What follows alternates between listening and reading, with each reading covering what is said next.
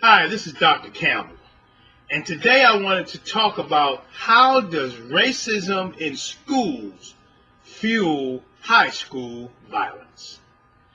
In a recent article, an author argues that the lack of respect for authority has a correlation to high school violence.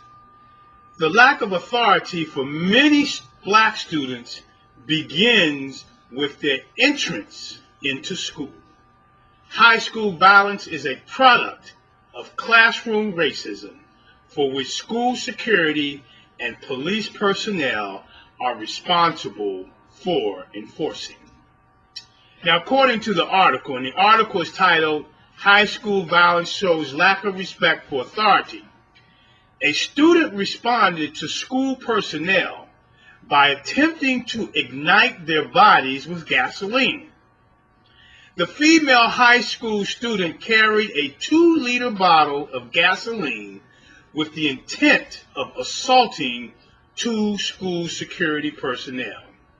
The incident was a product of the student getting caught using a cell phone during classroom instruction.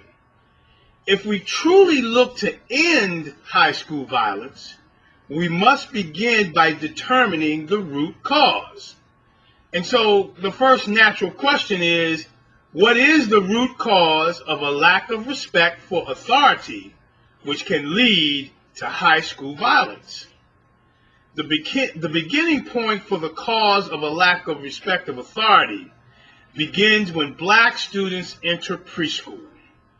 According to the United States Department of Education, Office of Civil Rights, black children represent 18% of the students enrolled in preschool, but represent 48% of the preschool children receiving more than one out-of-school suspension. While white students represent 43% of the students in preschool, they only represent 26% of the preschool children receiving more than one out-of-school suspension. The battle for respect of authority begins in preschool for both teachers and the black students. The teacher is battling to maintain the power structure endowed by the school. The black preschool student is battling for the respect from the teacher. And this battle continues through high school. Since the teacher has the support mechanisms developed by the school, which includes school security personnel, not only does the preschooler develop disrespect for the teacher, but also the enforcers, which include administrators, police, and school security personnel. So what is the hidden battle between students and teachers that eventually becomes school violence? The hidden battle between teachers and students that can eventually result in school violence is the conflict between the expectations of verbal and nonverbal behavior. You see, education is a communication process that is not limited to transmitting knowledge, but also involves interpersonal communication behaviors and nonverbal behaviors that are major aspects of interpersonal relationships, which are critical in all learning situations. The teaching learning process is essentially a communication event that includes verbal and nonverbal communication. Teachers and students are verbal and nonverbal message senders and receivers.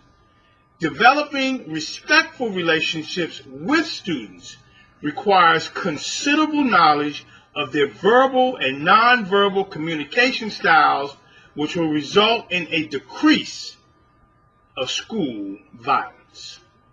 Schools and black student conflict develop from expectation differences related to communication styles. The general public fails to accept that blacks have different communication norms and conventions by assuming that blacks communicate using standards set by socially dominant whites. Whites' dispassionate and detached communication mode creates distrust among blacks due to its similarity to blacks who front, which occurs when blacks perceive there is a communication risk factor and chooses to remain silent in black-white communication encounters. Most black educational failures arises from the teacher's inability to understand how the students communicate. Educators must become more aware of the specific verbal and nonverbal communication style that impacts the student's ability and motivation to successfully engage in learning activities. Educators must consider teacher and student cultural differences, as well as the differences in their verbal and nonverbal behavior. Teachers and students from different cultural backgrounds have historical and cultural perspectives that can create classroom clashes that result in non-productive environments where the student's education suffers. If teachers are unable to understand and accept their cultural differences and student differences in verbal and nonverbal behavior, the result is only a non-productive classroom environment, which eventually leads to school violence. This is Dr. Campbell. You can read about this article as well as additional information on my website at www.positiveracialrelationships.com. If you want to talk about it, you can call me on my direct line, 856-566-3267. Have a great day, and thank you very much. Yeah, be sure to check out positiveracialrelationships.com. Check it. Look,